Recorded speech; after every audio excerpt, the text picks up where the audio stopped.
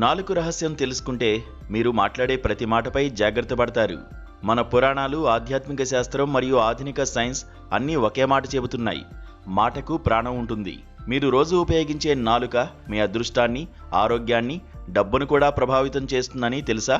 ఈ నాలుక రహస్యం వీడియోలో మీ మాటలు ఎలా యూనివర్స్తో కనెక్ట్ అవుతాయో, ఎందుకు కొన్ని మాటలు వెంటనే నిజమవుతాయో, మరికొన్ని శాపాలుగా మారుతాయో స్పష్టంగా వివరించాం. చాలా మంది తెలియకుండానే తమ జీవితాన్ని తామే కష్టాల్లోకి నెట్టుకుంటున్నారు.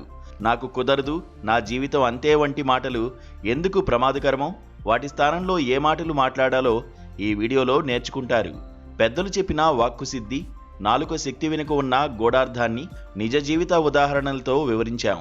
ఈ వీడియో చివరి వరకు చూసిన వారికి మాటల శక్తిని సరైన విధంగా ఉపయోగించుకునే ఒక చిన్న కానీ శక్తివంతమైన టెక్నిక్ లభిస్తుంది.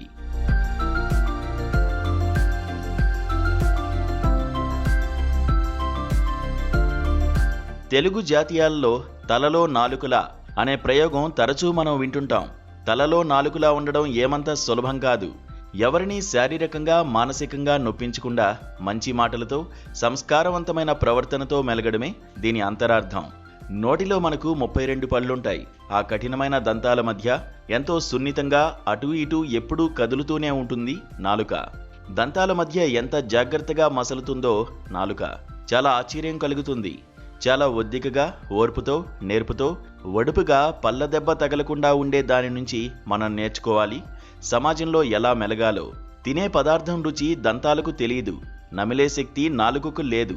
పరస్పరం అవి సహకరించుకోవాల్సిందే. లేకపోతే తిన్న ఆహారం జీర్ణం కాదు. కొంత వయసు పెరిగాక క్రమంగా దంతాలు ఒక్కొక్కటే ఊడిపోతుంటాయి. నాలుక జీవితాంతం ఉంటుంది.